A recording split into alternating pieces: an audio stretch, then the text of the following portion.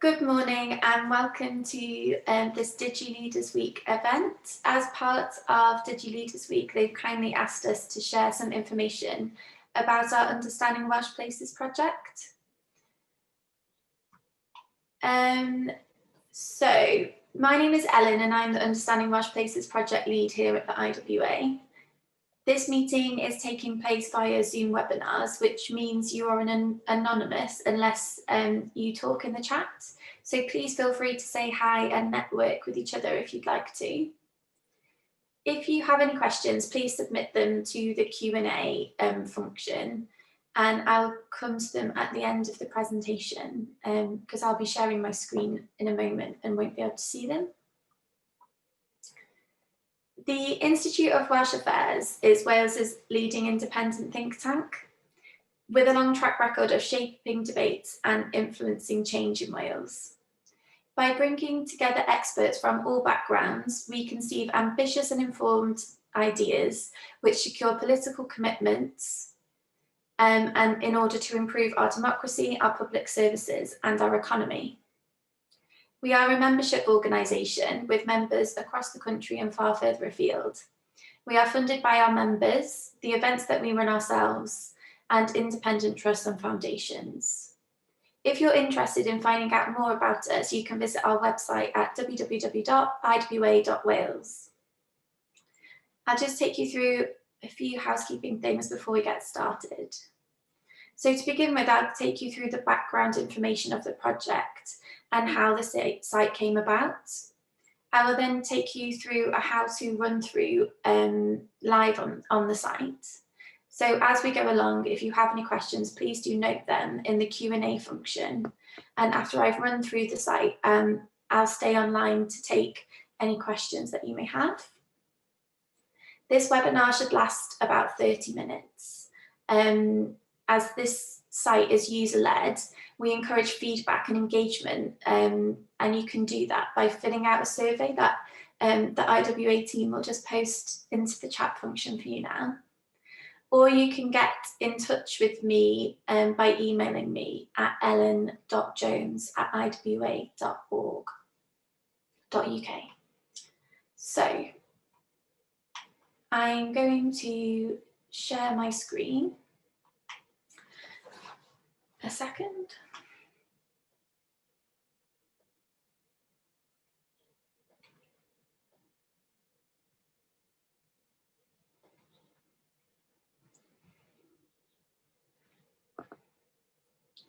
So how did Understanding Welsh Places come about? So in 2016, research by Carnegie UK Trust identified a policy and advocacy gap when it comes to towns across the whole of the UK and Ireland. And they produced a report called Turnaround Towns, International Research and Review of Policy in the UK and Ireland. And we'll just post that in the chat for you now. So what this showed is there was limited evidence on how towns across the UK performed across a wide range of economic, social and environmental issues. Available data tended to be focused at local authority level and not at town level, and this made it hard for people to find out the picture for their place.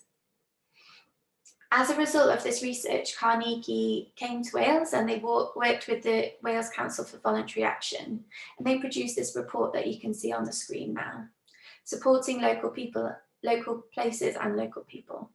So we'll just pop that report in the chat for you.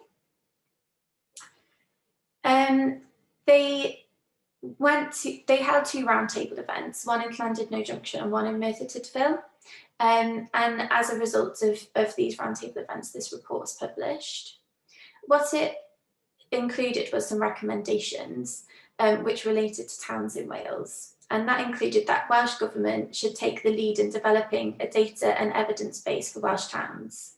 And that's kind of where the Understanding Welsh Places project was born from. So Carnegie and Welsh Government funded the build of the Understanding Welsh Places website, and the Institute of Welsh Affairs is convening a group of stakeholders to shape the project and manage the build of the site on behalf of Carnegie. The first iteration of the site was launched last year in October, and we'll be launching iteration 2 of the site later this year. That's going to include some more data, which I'll take you through in a second, and some user-led improvement to the usability of the site, which is you can inform by filling out the do poll. So there are already data sites out there, and people could just go to Stats Wales for this information. So how is UWP different and why is it important? Firstly, this site is place-led. The website presents statistical information at a town and community level, as opposed to local authority level. There are entries for places with over 1,000 residents and extra analysis for places with over 2,000 residents, which I'll take you through in a little bit. Where possible, communities have written their own place descriptions, and this means that communities have a sense of ownership over the site. It's accessible and user-friendly interface, although you can be the judge of that and inform whether or not that's helpful in the feedback, if possible. And in addition to presenting helpful and current statistics, the website includes several extra layers of analysis. It encourages productive comparisons between places who might not know that they share similarities. It holds links to online tools such as place plans and community-based plans and how you can make one of those yourselves. And you can also upload and share your plans and additional research on your place on the website in order to help others do the same. So essentially, this is a tool for people who want to make a change where they live and work. It supports people to use data presented to identify opportunities in their places, which in this current climate is even more important than ever. It hopefully inspires communities, placemakers, policymakers to make positive changes. So, what data is already on the site? I'll take you through the data, but I'll just tell you a little bit about it first. So, what's on there already? We have population, including age distribution and ethnic groups, Welsh language and national identity, employment and education, social conditions, services, number of shops, schools, GPs, dentists, charities, common commuter journeys between places within Wales, and rural indicators. In the next iteration of the site coming out later this year, we have access to green and blue space, cultural assets and participation, internal migration, mobile and superfast broadband coverage, mental health data, so that's access to services, and co-ops and social enterprises. But we do also have a wish list. So at the moment, our data group is exploring cross-border relationships. So where people travel or to work, migration and access to health services as well. So that's really important for our places across the border. We're also looking at democratic engagement and other data sets which can be linked to the Wellbeing and Future Generations Act. If there is anything missing from this list which you think would be really great to have on the site, please do let us know, because this is a user-led site, which I'll stress again, and we really want to hear from you about what you'd like to know about your place. So let's have a look at the site itself now. So if you go to understandingwelshplaces.wales, this is what you'll find when you get there. And you can translate it into Welsh by going here and back into English, just for now. So you can browse all the places that we have on the map by clicking this, Browse Places on Map, and it will take you through to this page. So I talked a little bit about the additional layers of analysis that we have on the site, and this is where you can find those. So in addition to presenting data on towns, we include extra analysis for 191 places, and those are the places with over 2,000 residents. So these are called classifications, and they're done by WISAGE, the Wales Institute of Social Economic Research and Data Methods. As you can see, these categories have no names, and that's in order to avoid value judgments or reinforcing stereotypes. These help you build a perspective of towns across Wales and help you draw useful comparisons. So for example, if you live in St Asaph in North Wales, you may not know that you have more in common with Gowerton or Bridgend in South Wales than you do with your neighbouring Abergele of Colwyn Bay. So if you want to find out what these categories mean, you can click through to them and it'll give you a little description of each one.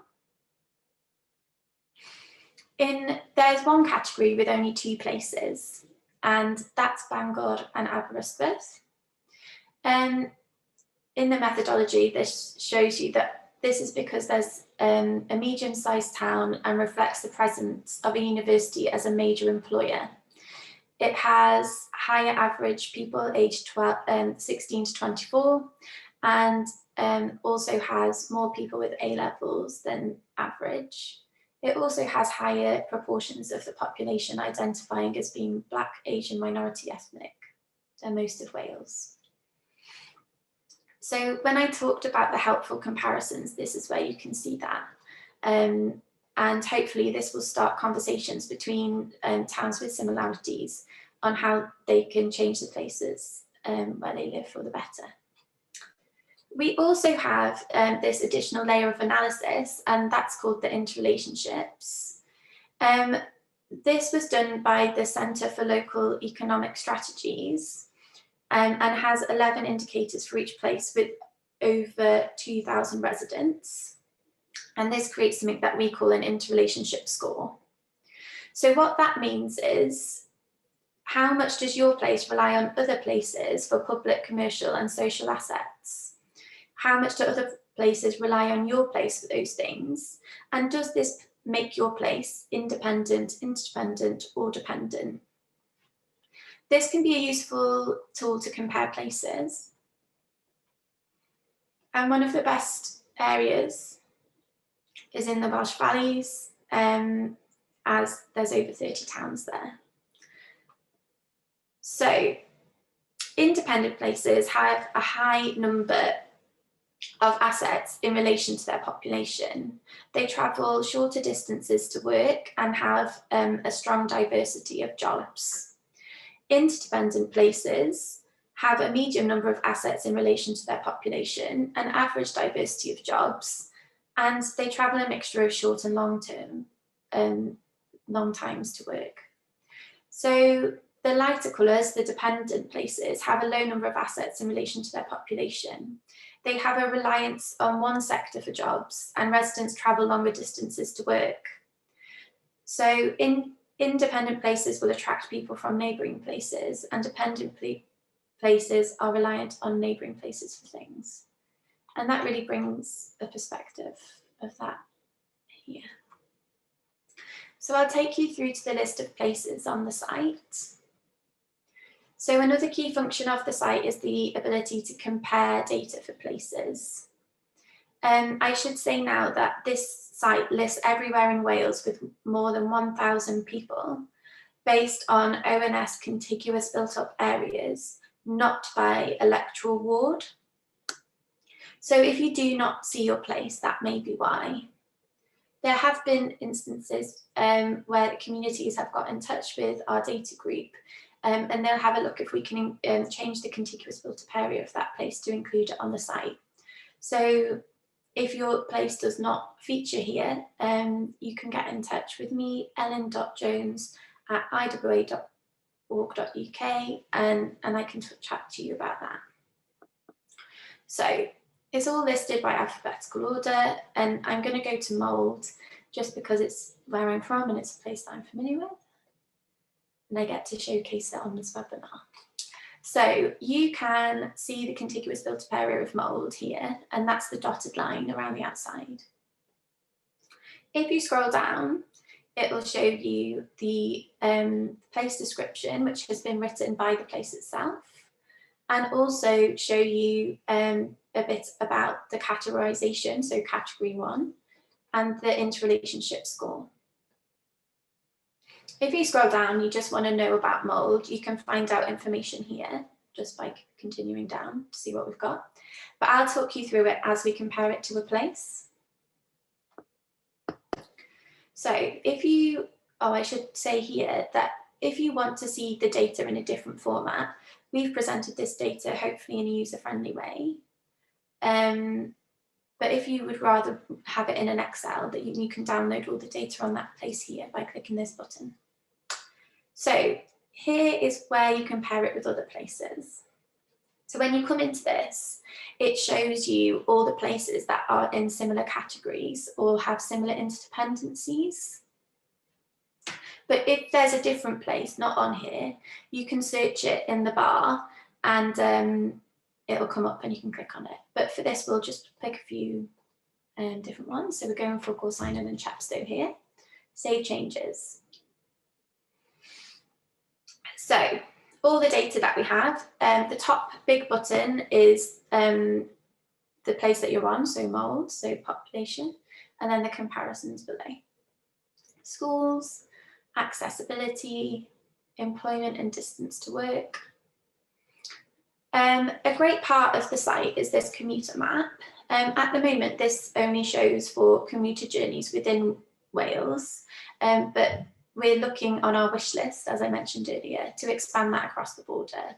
And that's specifically important for a place like on the border, such as mould. So here you can see where people are commuting to, and as well where people are commuting into your place from. If you hover over there, you can see the differences. It's very interesting.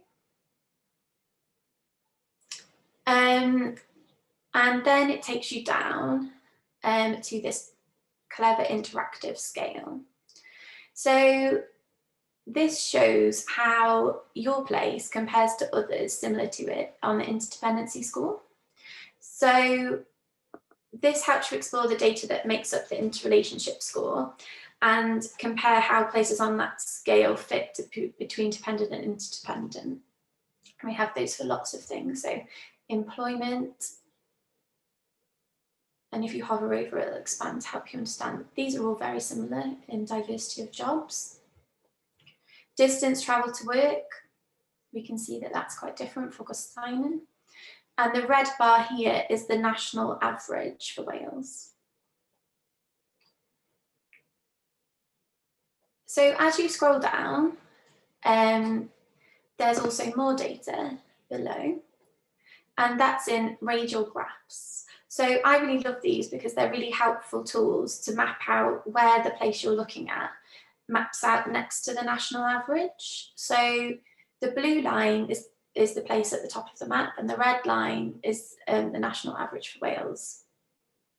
So we have these for age distribution, economic activity, industry of employment, household composition, qualifications, ethnic groups, and that does not include white, and national identity, social conditions, tenure, and rural indicators. And it also tells you here what goes into those. So someone has asked me in the past, what is a rural indicator? So that's the percentage of usual resident households and percentage of output areas as urban or rural.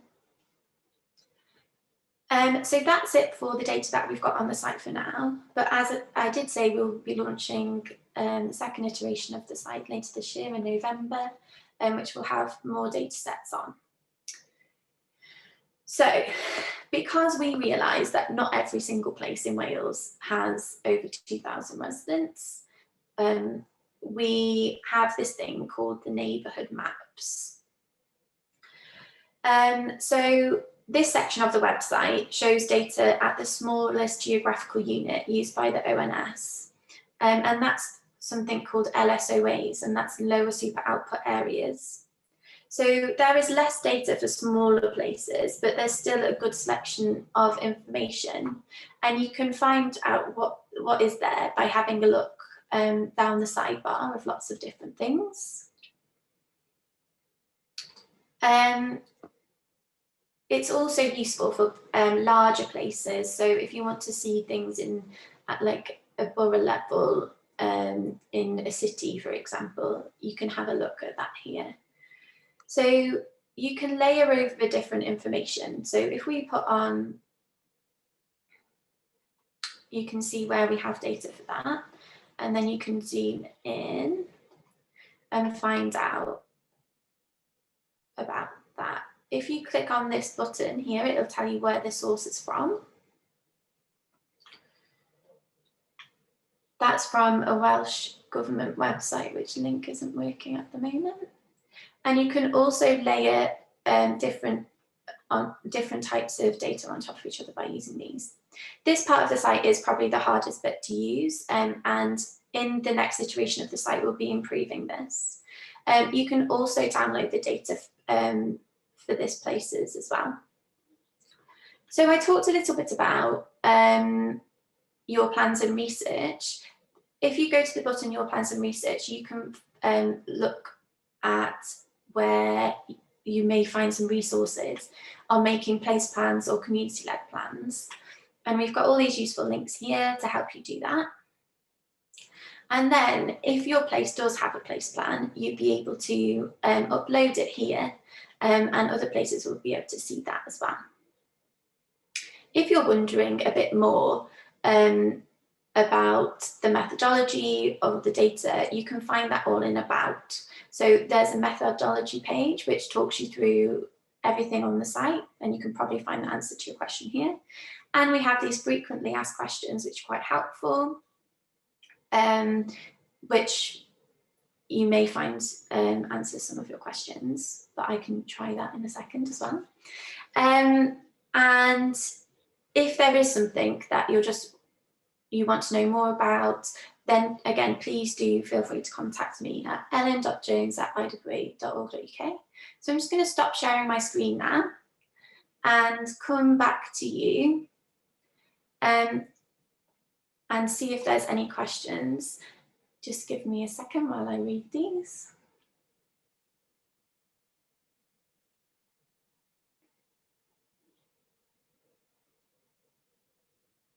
So there is a question here about housing and the levels of data that we have on there. So we don't have all of those different layers on there. So things such as cost, of access to first-time buyers, but that is something that we could take to our data group for our wish list. And there's another question here: how often is the data updated? Is it automatic by linking to ONS? So yes, it is automatic. A lot of the data on here is from the census, and that is 9 years old. But we'll be updating with the next census, which is coming out next year. And something that I'm really excited about is that we'll have comparisons. So this is what it used to look like, and this is what it looks like now, and what can we learn from that, which I think will be a really interesting piece of work. I'm just going to check in the chat if there's any more questions from you all. Give me a moment.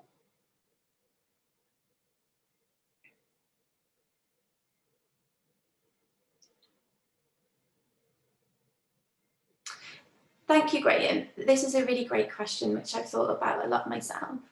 So he says, what are the policy implications for places that are dependent on other places? Do they need to become more independent? So not necessarily. Some places which are classed as dependent, I realise there is a slight negative tone to that, do not need to be ambitious to become independent. It's just the way in which they work, and that may be okay for that place. But obviously that's on a place-by-place basis. I'll stay online. If there's any more questions, you want to pop them in the chat, I'll just sit here and wait. But thank you very much.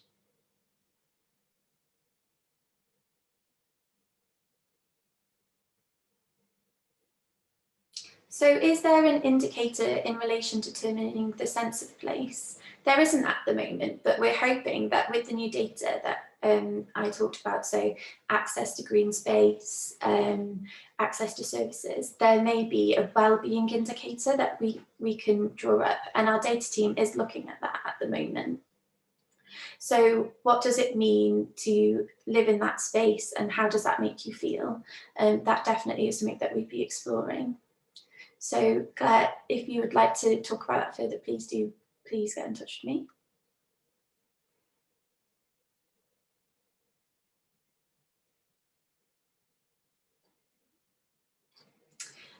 Thank you, Brandon. How much interaction have you had from the public? So we've had a lot of interaction with the public, mostly from town and community councils who've helped shape the site and also fed back into the site. So we are using it, it's a user-led site, all the feedback that we get to improve as we go along. And we're also holding a conference in November, which will talk about how some of those people have used the site for themselves. So we've got some examples of how people have used it to write funding bids, to add a resource to their place that they identified during COVID, which is really exciting. And we've also got companies using it to help map out their strategic priorities and where their services are most needed across Wales.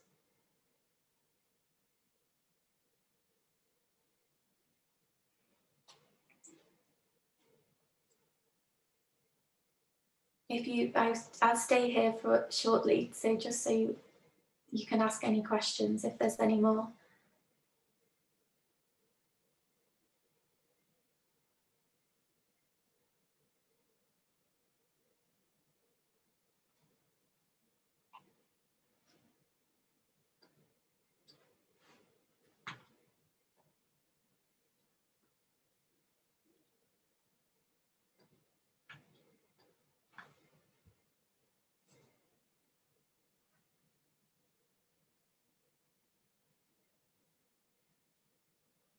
Well, thank you very much for joining us today. And I hope you have the lovely rest of your week. And if you would like to, you can have a go on the site yourselves and then get back to me with anything else you may have. Thank you very much for joining us. Goodbye.